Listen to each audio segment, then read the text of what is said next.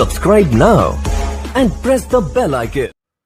Hello friends, कैसे हैं आप सभी। तो देखिएगा, आज हम पढ़ने वाले हैं, देखो जो शिक्षक भर्ती रीट 2022 के लिए जो हमने अपनी टेस्ट सीरीज चला रखी है उसका ये पार्ट नंबर 6। इससे पहले मैं आपको 5 टेस्ट ले चुका हूं, अगर वो आपने नहीं देखे तो आप उनको प्लेलिस्ट में जाके भी देख सकते हो। और 5 नंबर का जो हमने कल लिया था टेस्ट, वो आपको आई बटन जो दिखाई दे रहा है इस पर आप क्लिक कीजिए, आप 5 नंबर टेस्ट पर आप आसानी से पहुंच जाओगे, ठीक है ना। जो आपकी रीट 2022 जो मुख्य परीक्षा है उसके लिए राजस्थान जीके की मिक्स राजस्थान जीके बहुत शानदार क्वेश्चन, बहुत कठिन लेवल से आपके आरबीएससी की बुक से बनाए गए प्रश्न है। आपके बहुत शानदार प्रश्न और कठिन लेवल आपका इसमें होने वाला है। और जो हमारी टेस्ट सीरीज चला रखी है हमने, किस किस के लिए उपयोगी है, कौन कौन से एग्जामों के लिए उपयोगी, इसके बारे में हम इस वीडियो में अच्छे से चर्चा करेंगे। तो वो हमारी वीडियो में क्या है कि आपका फर्स्ट ग्रेड, आपका सेकंड ग्रेड, आपका राजस्थान पुलिस, आपका आरएएस प्री और आपका प्री बीएसटीसी और राजस्थान में होने वाली अन्य भर्ती जिसमें राजस्थान जीके आती है, यानी कि राजस्थान में होने वाली अन्य भर्ती, कोई भी भर्ती हो राजस्थान में जिसमें राजस्थान जीके आती है, उन सभी के लिए राजस्थान जीके की जो स्पेशल अपनी जो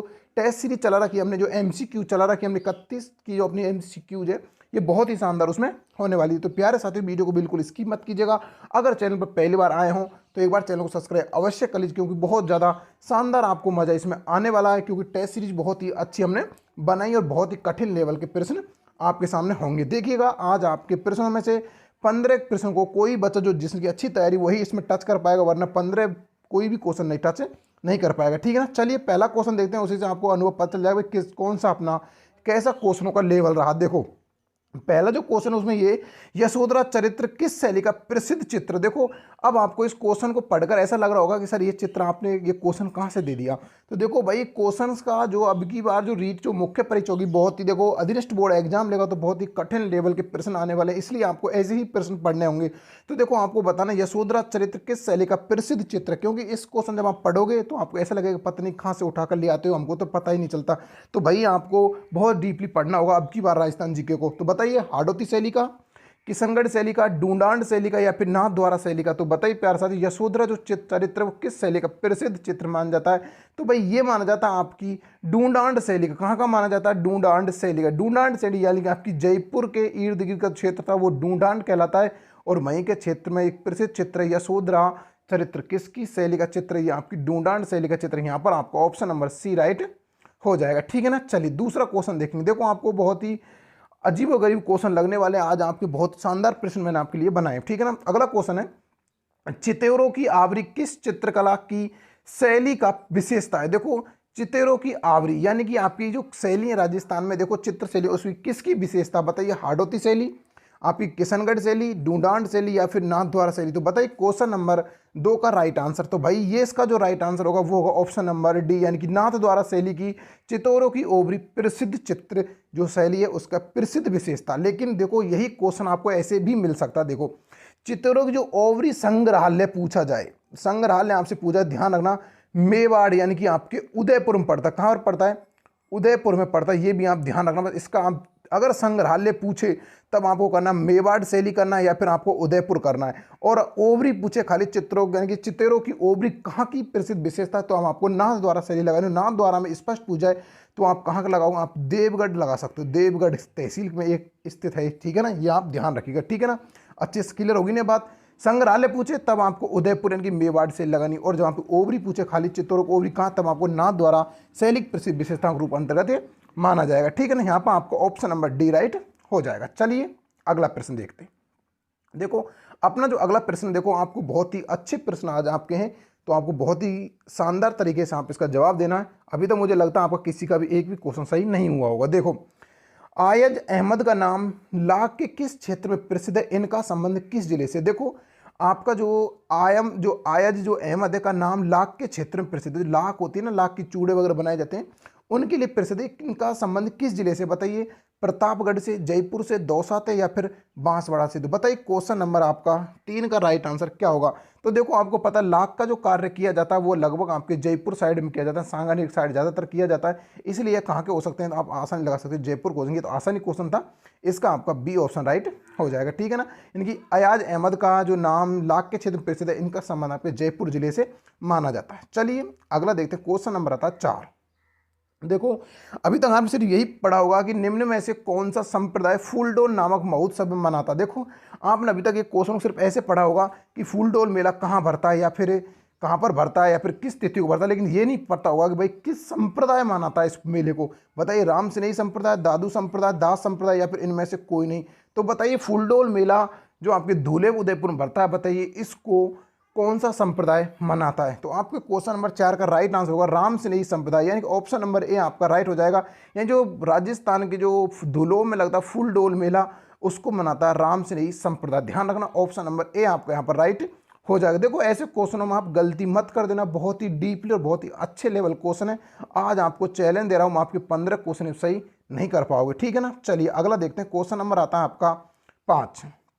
क्वेश्चन 5 क्या कहता है, जाक बाबा की विशालकाय सुरंगकालीन मूर्ति कहाँ स्थित है। देखो आपकी बहुत अच्छा प्रश्न है कि जो जाक काय जो बाबा है उसकी विशालकाय सुरंगकालीन मूर्ति है वो आप कहाँ है, बताओ कहाँ है, आपको बताना। सांगानेर, नोहो, दुर्गापुरा, आमेर। तो बताइए क्वेश्चन नंबर आपका 5 का राइट आंसर क्या होगा। तो प्यारे साथ देखो, जाक बाबा की विशालकाय जो सुरंगकालीन जो आपकी मूर्ति जो स्थित है वो आपके कहाँ पर है, वो आपकी नोहो भरतपुर में स्थित। कहाँ पर है, नोहो भरतपुर में स्थित। ध्यान रखना नोहो भरतपुर में ये स्थित। और यहीं से आपके महाभारत कालीन के अवशेष भी पाए गए, ये भी ध्यान रखना। महाभारत काल के जो अवशेष पाए जाते हैं राजस्थान में वो कहाँ पाए जाते हैं, वो आपके नोहो भरतपुर में ही पाए जाते हैं। ये आपको इतिहास में पढ़ने को अच्छे से मिल जाएगा राजस्थान के, ठीक है ना।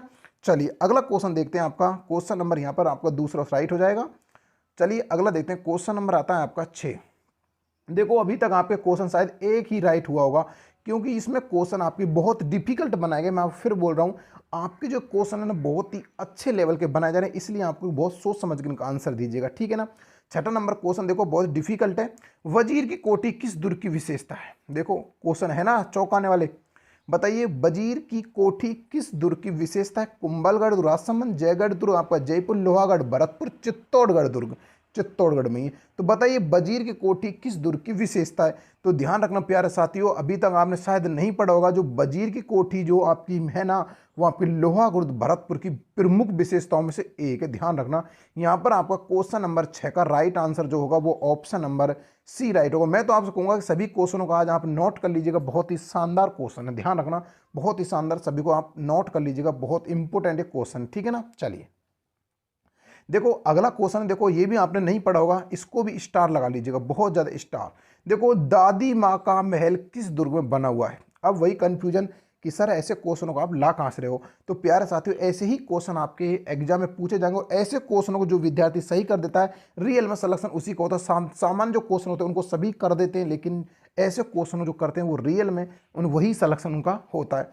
तो बताइए दादी माँ का महल किस दुर्ग में। कुंभलगढ़ दुर्ग, राजसमंद, जयगढ़ दुर्ग आपका जयपुर, लोहागढ़ भरतपुर और चित्तौड़गढ़ दुर्ग आपका चित्तौड़गढ़ में। तो बताइए क्वेश्चन नंबर 7 का राइट आंसर। ध्यान रखना वजीर की कोठी और दादी का महल ये आपकी लोहागढ़ दुर्ग में। ध्यान रखना वजीर की कोठी और आपका जो दादी जी का जो महल है ये आपकी कहाँ पर है, भरतपुर दुर्ग में। दोनों ही ध्यान रखना, बहुत ज़्यादा इंपॉर्टेंट, दोनों को अच्छे से आप याद रखिएगा, ठीक है ना। चलिए अगला क्वेश्चन देखते हैं। क्वेश्चन नंबर आता है आपका 8। देखो ये क्वेश्चन भी कितना अच्छा है।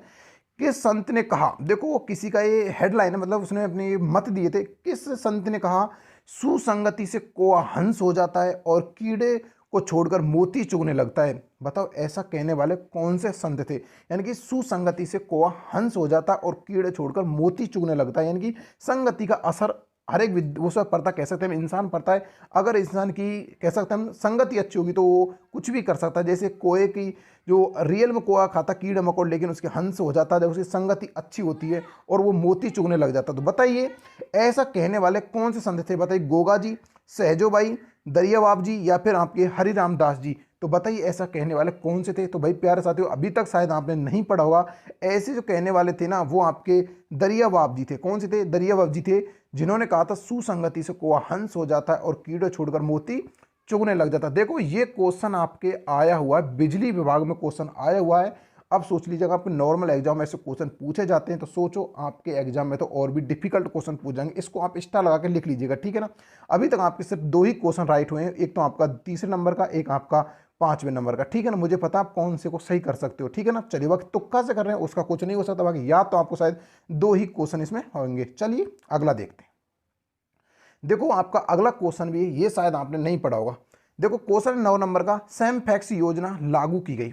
देखो जो सेम फैक्स जो आपकी जो सेम जो फैक्स जो योजना है वो लागू की गई थी। देखो थोड़ा सा मैं सेम फैक्ट ऐसे लिखना है, आपकी मात्रा होनी चाहिए थी इस पर, सॉरी गलती हुई, ठीक है ना।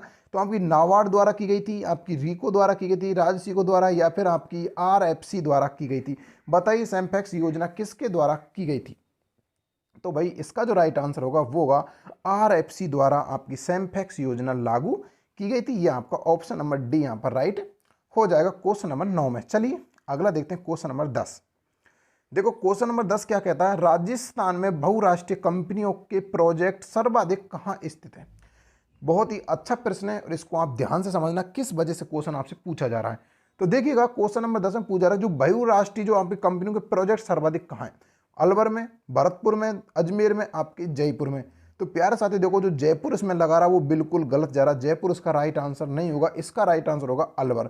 अलवर में भी एक विवाड़ी तहसील, आपको पता होगा विवाड़ी, विवाड़ी जो आपकी तहसील है उसकी वजह से यहाँ पर सर्वाधिक वो बहुराष्ट्रीय कंपनियां हैं भिवाड़ी में, ठीक है ना। इसलिए आपका अलवर पहले स्थान पर है और अलवर की जो भिवाड़ी है उसको दूसरी राष्ट्रीय राजधानी कहा जाता है, ये भी आप ध्यान रखना, ठीक है ना। इसलिए बहुराष्ट्रीय कंपनी जो प्रोजेक्ट सर्वाधिक कहाँ बना जाते हैं, अलवर भिवाड़ी में, और वहीं पर ही नोटों की स्याही बनाई जाती है। ध्यान रखना इन्हीं कंपनियों में नोटों की जो स्याही होती है वो भिवाड़ी में ही बनाई जाती है, ठीक है ना। नोटों की स्याही कहाँ बनाई जाती है, आपके भिवाड़ी अलवर में ही बनाई जाती है। यहाँ पर आपका ऑप्शन नंबर आपका बी राइट हो जाएगा। चलिए ये भी आपका इजी क्वेश्चन था, आसानी से कर दिया होगा। देखो ये भी आपका लगभग इजी क्वेश्चन कर दोगे। चेतावनी रात चुंगटिया किसने लिखी। देखो चेतावनी रात चुंगटिया किसने लिखी थी, केसरी सिंह वारट, अर्जुन लाल सेठी, या फिर आपके डी.आर. मानेकर, या फिर उपयुक्त सभी। तो बताइए क्वेश्चन नंबर 11 का राइट आंसर क्या होगा कि भाई चेतावनी रात चुंगटिया किसने लिखी थी। तो भाई ये लिखी थी आपके केसरी सिंह बारट ने। किसने लिखी थी, केसरी सिंह बारट में। इसमें आपके 13 सोरठे होते हैं, ध्यान रखना इसमें 13 सोरठे माने जाते हैं चेतावनी रात चुंगटिया। ऑप्शन नंबर आपका सॉरी ए यहाँ पर राइट हो जाएगा। कौन सा जाएगा, ए आपका राइट हो जाएगा, ठीक है ना। चलिए ये भी आपका इजी क्वेश्चन था। देखो ये क्वेश्चन आपका थोड़ा डिफिकल्ट है। 12 नंबर क्वेश्चन कहता है कालीन बनाने के लिए ऊन की क्रीम रंग लच्छियां राजस्थान में कहां से लाई जाती हैं, कहां से आती हैं या फिर कहां से लाई जाती हैं। बताइए क्वेश्चन नंबर आपका जो 12 नंबर का उसमें क्या होगा कि जो कालीन बनाने के लिए जो ऊन की जो क्रीम रंग लच्छियां लाई जाती हैं वो राजस्थान में कहां से लाई जाती हैं, बीकानेर से, बाड़मेर से, जैसलमेर से, या फिर जोधपुर से। बताइए क्वेश्चन नंबर 12 का राइट आंसर क्या होगा। तो भाई जो राजस्थान के अंदर जो कालीन बनाने के लिए जो ऊन की क्रीम रंग की लच्छियां लाई जाती हैं वो आपके कहाँ से लाई जाती है, ये आपको इसमें बताना। तो वो आपके बीकानेर से लाई जाती है, ठीक है ना। ऑप्शन नंबर ए आपका राइट हो जाएगा। लगभग आपने सभी ने इसमें बाड़मेर या जोधपुर इसमें लगाया था जो बिल्कुल भी सही नहीं था। यहाँ का ऑप्शन नंबर ए आपका राइट हो जाएगा, ठीक है ना। चलिए देखो वीडियो को बिल्कुल स्किप मत किया करो वरना आप इन क्वेश्चनों से वंचित रह जाओगे। बहुत ही शानदार क्वेश्चन, आपको पता लग रहा होगा क्वेश्चन देखकर शायद आपके 2 या 3 ही क्वेश्चन सही हुए हैं अभी। चलिए 13 नंबर क्वेश्चन क्या कहता है, पीरामल समूह का संबंध है। देखो बहुत ही अच्छा क्वेश्चन के पीरामल समूह का संबंध किससे। बताइए भरतपुर से, झुंझुनू से, अलवर से, या फिर उपयुक्त सभी से। तो बताइए क्वेश्चन नंबर 13 का राइट आंसर कि भाई पीरामल समूह का संबंध किस जिले से है। तो ये आपको बताना क्वेश्चन नंबर 13 में, ठीक है ना। तो इसका संबंध आपके झुंझुनू जिले से। किससे, पीरामल समूह का संबंध आपके झुंझुनू जिले से। ऑप्शन नंबर बी आपका यहाँ पर राइट हो जाएगा। चलें अगला क्वेश्चन देखिए। क्वेश्चन नंबर आता है आपका आता है 14 नंबर का क्वेश्चन। बताइए क्वेश्चन नंबर 14 कहता है मथानिया विद्युत परियोजना आधारित होगी। देखो ये आपके अभी है नहीं, ये आपका करंट से संबंधित क्वेश्चन है, एग्जाम में आया हुआ क्वेश्चन है राजस्थान पुलिस में, ठीक है ना। राजस्थान पुलिस में क्वेश्चन आया हुआ कि मथानिया विद्युत परियोजना आधारित होगी गैस पर, लिग्नाइट पर, बायोडीजल पर, या फिर सौर मिश्रित चक्रीय विद्युत पर। तो बताइए क्वेश्चन नंबर 14 का राइट आंसर क्या होगा। जो मथानिया ये आपको कहाँ पर, ध्यान रखना जोधपुर में स्थित है। कहाँ पर है, जोधपुर में स्थित है। कहाँ पर है ये आपके जोधपुर में स्थित है। और मथानिया जोधपुर आपकी लाल मिर्च के लिए प्रसिद्ध है, ध्यान रखना लाल मिर्च के लिए भी प्रसिद्ध माना जाता है आपका मथानिया जोधपुर। तो आपको बताएं जो मथानिया विद्युत परियोजना आधारित किस पर होगी। तो क्वेश्चन नंबर 14 का राइट आंसर होगा सौर मिश्रित चक्रीय विद्युत पर यह आधारित होने वाली अभी है नहीं, ये आपका करंट का क्वेश्चन है। ध्यान रखना राजस्थान पुलिस में क्वेश्चन आया हुआ, ठीक है ना। यहाँ पर आपका ऑप्शन नंबर डी राइट हो जाएगा। चलिए अगला क्वेश्चन देखते हैं 15 नंबर का। देखो बहुत ही अच्छा प्रश्न है और इसको भी आपको बहुत ही डीपली तरीके से देखना है। ये क्वेश्चन आपका बिजली विभाग में आया हुआ कुछ दिन पहले, जो बिजली विभाग क्वेश्चन पेपर हुआ था आपके लगभग 2-2.5 महीने पहले हुआ था आपका, उसमें क्वेश्चंस आपके 2 संतों संबंधित आपकी परिभाषा पूछी गई थी। तो ये भी आपको बताना किसने कहा था ऐसा। देखो मेरे मन के मक्के में द्वारकापुरी है और द्वारकापुरी में मक्का, तथा राम और रहीम में कोई दुविधा नहीं, यह कथन किसका है? अब आपको बताना, देखो बहुत ही अच्छा क्वेश्चन। देखो ऐसा कहने वाले कौन थे कि मेरे मन के मक्के में द्वारिकापुरी है और द्वारकापुरी में मक्का, तथा राम और रहीम में कोई दुविधा नहीं है, यह कौन सा कथन है? बताइए, संत रामदास जी का, गोगा जी का, हरिराम दास जी का, या फिर उपयुक्त सभी का? तो बताइए क्वेश्चन नंबर 15 में राइट आंसर क्या होगा? तो भाई मेरे मन के मक्के में द्वारकापुरी और द्वारकापुरी में मक्का और राम और रहीम में कोई दुविधा नहीं है, ऐसे कहने वाले थे Hariram Das ji. Option number C आपका राइट हो जाएगा। बहुत ज़्यादा इंपॉर्टेंट क्वेश्चन और बहुत ज़्यादा इंपॉर्टेंट एक कथन है, इसको आप लिख लीजिएगा अगर आपको नहीं पता था तो। ऑप्शन नंबर सी राइट हो जाएगा, ठीक है ना। बहुत ही शानदार आपके क्वेश्चन चल रहे हैं। मैं बोल रहा हूँ आप इसमें आज की टेस्ट सीरीज में आप इसमें 15 क्वेश्चन राइट नहीं कर पाओगे, ध्यान रखना इस चीज़ को, ठीक है ना। चलिए अगला क्वेश्चन आपका आता है। देखो बहुत ही अच्छा क्वेश्चन है और शायद ही कोई इसको कर पाएगा, लेकिन नॉर्मल क्वेश्चन, लेकिन कोई नहीं कर पाया क्योंकि आपको शायद देखने में तो नॉर्मल हो, लेकिन उतना ही कठिन क्वेश्चन है। देखो उस दुर्ग का नाम बताइए जिसके चारों ओर घाघरा नुमा परकोटा बना हुआ है, जिसे कमरकोट या पाड़ा कहा जाता है। देखो ऐसा दुर्ग का नाम बताइए जिसके चारों ओर घाघरा नुमा परकोटा बना हुआ है और जिसे कमरकोट या पाड़ा कहा जाता है। बताइए तारागढ़ किला, अजमेर या फिर बूंदी हो सकता है, बूंदी का किला, जैसलमेर और नाहरगढ़। देखो तारागढ़ दुर्ग एक आपका अजमेर में भी और एक आपकी बूंदी में भी, ये भी आप ध्यान रखना, ठीक है ना। तो आपको यहाँ पे 16 नंबर का राइट आंसर बताना भाई क्या है। तो देखो ऐसा किस दुर्ग बारे में कहा जाता है? घाघरा नुमा परकोटा है जिसे कमरकोट या पहाड़ कहा जाता है, वो आपको कहा जाता है। जैसलमेर दुर्ग का जो आपका सोनार का किला उसे कहा जाता है। कौन सा किला है? सोनार का किला है जैसलमेर में, उसे कहा जाता है। और इसी दुर्ग के बारे में कहा था अबुल फजल ने कि इस दुर्ग तक जाने के लिए पत्थर की टांगें चाहिए। ये बहुत इंपॉर्टेंट कथन है अबुल फजल का, ये भी आप ध्यान रखना। यहाँ पर आपका ऑप्शन नंबर सी राइट हो जाएगा, ठीक है ना। चलिए अगला क्वेश्चन आता, देखो इजी क्वेश्चन आप आसानी से कर दोगे, लेकिन थोड़ा सा करंट से संबंधित है। राष्ट्रीय बाल स्वास्थ्य कार्यक्रम कब लागू किया गया? देखो करंट तो कह सकते हैं क्योंकि करंट ऐसी है, नॉर्मल करंट ज़्यादा नहीं है, बाकी आपके कोई ना कोई क्वेश्चन मैंने बहुत ही डीपली और करंट से भी लिया गया, बहुत क्वेश्चन बहुत डीपली लिए गए। तो आपके मिक्स जी के सभी तरह क्वेश्चन, इतिहास, ज्योग्राफी, कल्चर और सामान्य ज्ञान सभी संबंधित इसमें क्वेश्चन आते रहेंगे, ठीक है ना। और आपकी पर डे ही रोज आपकी टेस्ट सीरीज आ जाती है, शाम को 6 के और 5 के बीच में रोज ही आती है, ठीक है ना। तो बताइए कि 10 मई 2010 को, 7 अप्रैल 2013 को, 6 अप्रैल 2013 को और 12 अक्टूबर 2011 को। तो बताइए राष्ट्रीय बाल स्वास्थ्य कार्यक्रम कब लागू किया गया? तो भाई ये किया गया 6 फरवरी 2013 को किया गया। तो ऑप्शन नंबर सी आपका राइट हो जाएगा, ठीक है ना। चलिए देखो अगला क्वेश्चन आता है आपका संतों संबंधित है, ध्यान रखना बहुत ज़्यादा इंपॉर्टेंट, और स्टार लगा लीजिएगा इस पर, ट्रिपल स्टार लगा लीजिए, बहुत ज़्यादा इंपॉर्टेंट क्वेश्चन है। क्या है? किस पंथ के अनुयायी अपने अभिवादन में जय राम कहते हैं? बताइए किसके पंथ के अनुयायी अपने वादन में जय राम कहते हैं? रामदास जी, लालदास जी, चरणदास जी या फिर सभी? तो बताइए क्वेश्चन नंबर 18 का राइट आंसर क्या होगा?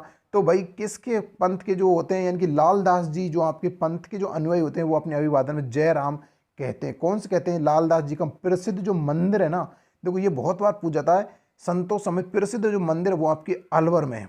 कहाँ पर है? अलवर में भी एक गांव है नौगामा, नौगामा में स्थित, ध्यान रखना नौगामा एक गांव है, उस जगह स्थित है, रामगढ़ तहसील के अंतर्गत आता है। देखो ये बहुत ज़्यादा पूछा जाता है, रामगढ़ आता है आपका, अलवर भी नहीं आया तो कभी रामगढ़ आता है, रामगढ़ में स्थित, ध्यान रखना। लालदास जी का मंदिर कहाँ पर? रामगढ़ में। और इस पंथ के जो अनुयायी होते हैं जयराम कहते हैं, ठीक है ना। चलिए अगला क्वेश्चन देखो, अगला क्वेश्चन भी आपका बहुत ही अच्छा क्वेश्चन, इतिहास संबंधी। राजस्थान के अधिकांश इतिहासकार सामंत व्यवस्था का प्रारंभ किस काल से मानते हैं? देखो आपका बहुत ही अच्छा क्वेश्चन है। जो राजस्थान के अधिकांश जो इतिहासकार है ना, वो सामंत जो व्यवस्था उसका आरंभ किस काल से मानते हैं? मौर्य काल से, गुप्त काल से, कुषाण काल से या फिर शक काल से? बताइए क्वेश्चन नंबर 19 का राइट आंसर क्या होगा?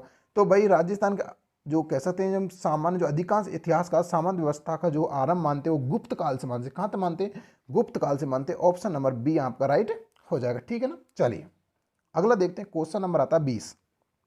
देखो क्वेश्चन नंबर 20 है, इसको तो आप लगभग सभी कर दोगे कि राजस्थान में किस प्रदेश में एंटीसोल समूह की मृदा पाई जाती है, मिलती है, पाई जाती है? बताए राजस्थान के किस क्षेत्र में, किस प्रदेश में या फिर एंटीसोल समूह जो मृदा वो पाई जाती है? पूर्वी में, पश्चिम में, दक्षिण पूर्वी या फिर उत्तर पश्चिमी? बताइए क्वेश्चन नंबर 20 का राइट आंसर क्या होगा? तो प्यारे साथियों राजस्थान जो एंटीसोल जो मृदा पाई जाती है ना, वो आपके पश्चिमी क्षेत्र में पाई जाती है। कहाँ पाई जाती है? पश्चिमी क्षेत्र में पाई जाती है। पश्चिमी क्षेत्र का अगर हम कहें तो वहाँ पर कौन सा हो जाएगा? यानी कि आपका रेगिस्तान वाला साइड हो जाएगा, ठीक है ना। रेगिस्तान वाले में पाई जाती है, पश्चिमी क्षेत्र में पाई जाती है एंटीसोल मृदा। चलिए अगला देखते हैं क्वेश्चन नंबर 21।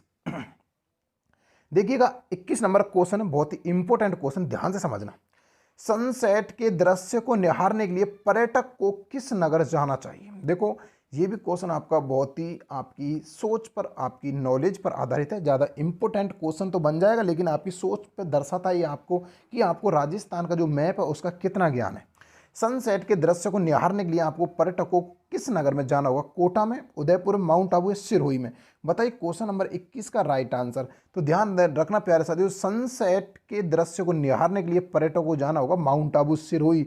जो आपकी माउंट आबू में चोटी है ना, गुरु शिखर, उस चोटी पर जाना होगा आपके। सनसेट क्यों सबसे ऊंचा जगह वही है, और सन माना होता सूर्य। ध्यान रखना, सनसेट है सूर्य को निहारने के लिए जो आपके इनकी जो आपका शाम का जो टाइम होता है उसको अगर ढंग से देखा जाए तो वो आप कहाँ पे देखने को मिलेगा, माउंट आबू में देखने को मिलेगा। ऑप्शन नंबर सी आपका यहाँ पर राइट हो जाएगा। सनसेट के, ध्यान रखना क्वेश्चन ऐसे ही आएगा, सनसेट के दृश्य को निहारने के लिए पर्यटक को कहाँ जाना होगा, माउंट आबू। ठीक, चलिए अगला क्वेश्चन देखते हैं। क्वेश्चन नंबर आता है आपका 22। क्वेश्चन नंबर 22 क्या कहता है कि राज्य में जैव प्रौद्योगिकी की अनुप्रयोग केंद्र स्थापना किस जिले में की जाएगी। देखो अभी यहाँ पर करंट का क्वेश्चन आ गया ना, करंट का क्वेश्चन बहुत इंपॉर्टेंट क्वेश्चन है। तो बताइए कि राज्य के जैव प्रौद्योगिकी अनुप्रयोग केंद्र की स्थापना राजस्थान के किस जिले में की जाएगी। जयपुर में, उदयपुर में, धौलपुर में, अलवर में। तो बताइए क्वेश्चन नंबर 22 का राइट आंसर। तो ध्यान रखना, राजस्थान के जैव प्रौद्योगिकी अनुप्रयोग केंद्र की स्थापना आपके जयपुर जिले में की जाएगी। ऑप्शन नंबर ए आपका राइट हो जाएगा। ठीक है ना, चलिए देखो अब ये आपका क्वेश्चन थोड़ा सा अच्छा लेवल क्वेश्चन है। बताइए मुख्यमंत्री अन्न सुरक्षा योजना कब लागू की गई। बताइए मुख्यमंत्री जो अन्न सुरक्षा योजना है ये आपकी कब लागू की गई थी। 10 मई 2010 को, 7 अप्रैल 2013 को, 6 फरवरी 2013 को और 12 अक्टूबर 2011 को। क्वेश्चन नंबर 23 का राइट आंसर क्या होगा। ध्यान रखना, मुख्यमंत्री अन्न सुरक्षा योजना जो चालू की गई थी राजस्थान में वो भाई 10 मई 2010 को की गई थी। ऑप्शन नंबर ए आपका राइट हो जाएगा। ठीक है ना, चलिए अगला देखते हैं। क्वेश्चन नंबर आता है 24। देखो क्वेश्चन नंबर 24 आपका बहुत ही अच्छा प्रश्न है, समझना ध्यान से।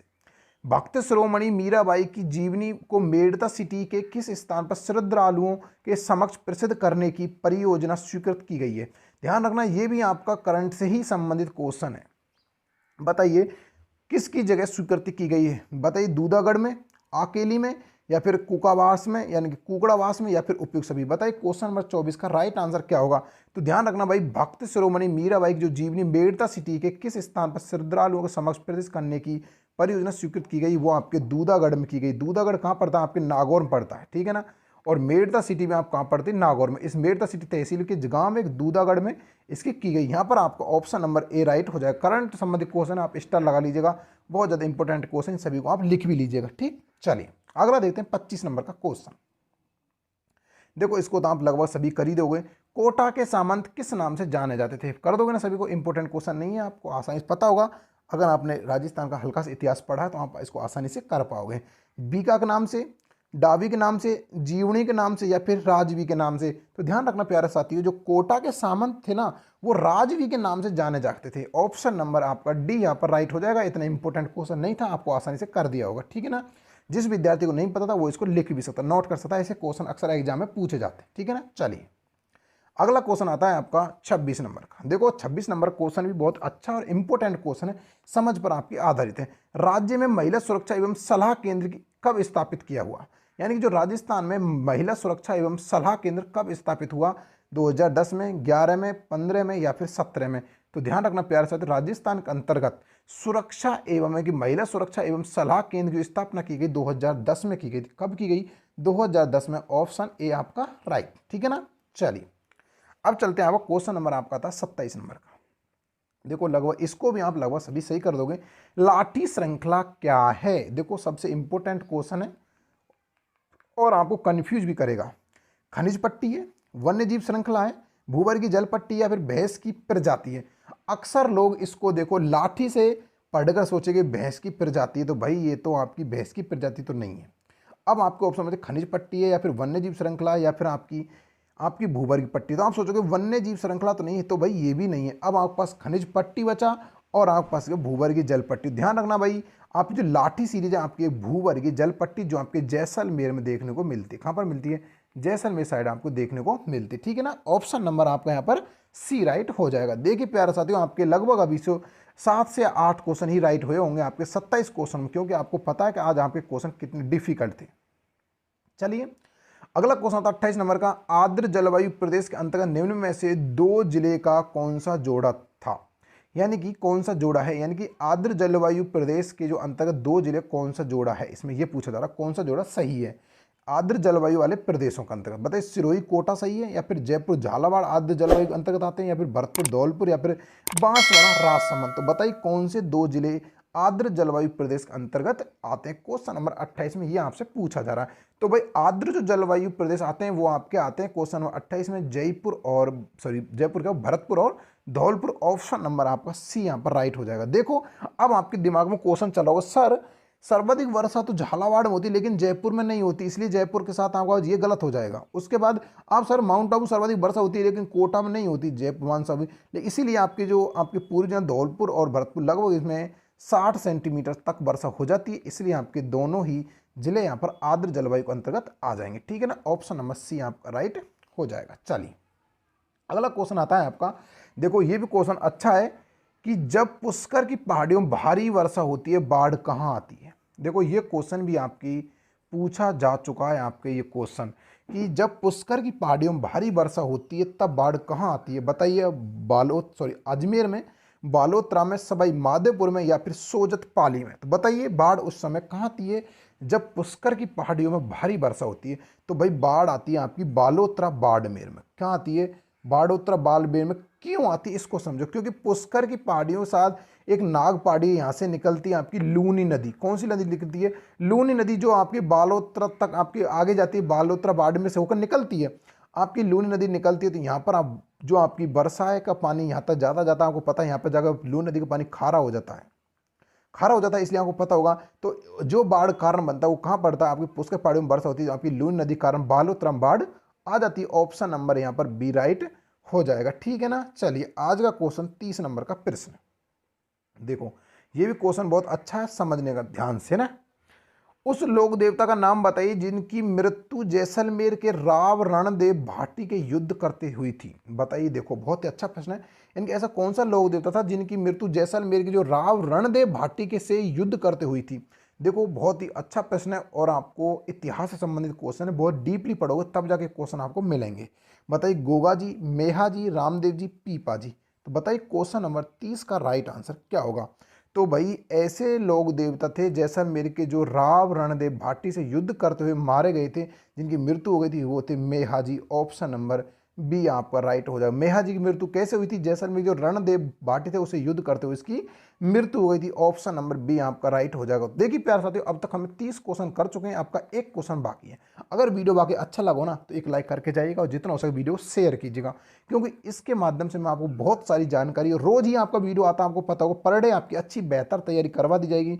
और अगर आप इनकी PDF प्राप्त करना चाहते हो तो हमारे स्टार मैथ क्लासेज काम आए इस टेलीग्राम चैनल से जुड़ सकते हो, जिस पर आपको बहुत ही शानदार तरीके से आपकी PDF मिल जाएगी और रीट से संबंधित कोई भी अपडेट आती है इसी चैनल के माध्यम से आप तक पहुंचा दी जाएगी। इसलिए आप जितना हो सके इस चैनल से ज़्यादा विद्यार्थी जोड़िए, जिससे आपको और भी ज़्यादा बेटर तैयारी कराने के साधन इस पर मिल सके, बहुत अच्छे टीचर के माध्यम से आपकी तैयारी बेहतर करवाई जा सके। ठीक है ना।